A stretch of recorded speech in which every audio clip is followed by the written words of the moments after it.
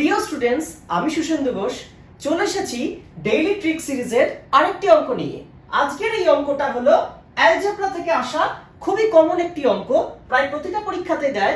দেখো এই অঙ্কটাতে কি বলেছে, 7 to the power x equals to 91, 13 to the power y equals to 91।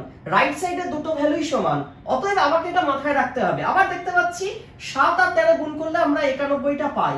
অতএব এখানে 7 to the power x যদি 91 হয়, তাহলে 7 এর ভ্যালু হয়ে যাবে 91 to the power 1 by x।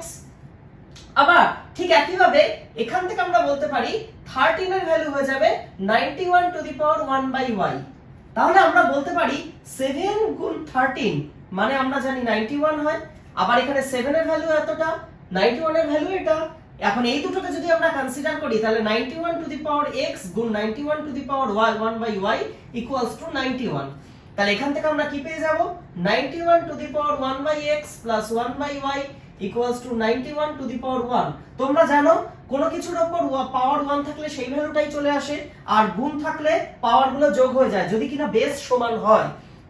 তাহলে আমরা এখান থেকে বলতে পারি বেস সমান, তাহলে পাওয়ারও সমান করতে হবে। তাই আমি বলতে পারি 1 by x plus 1 by y equals to 1।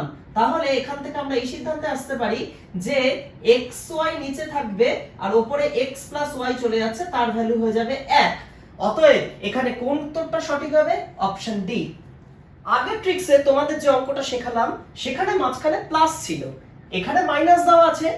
এই অঙ্কটা তোমাদের হোম টাস্কে দিলাম, তোমরা এই অঙ্কটা সলভ করে কমেন্ট বক্সে জানাও কোন অপশনটা এর মধ্যে সঠিক হবে। ভিডিওটা ভালো লেগে থাকলে তোমরা লাইক করো, শেয়ার করে দিও, আর এরকম আরো অনেক ভিডিও পেতে তোমরা চ্যানেলটাকে সাবস্ক্রাইব করে রাখো।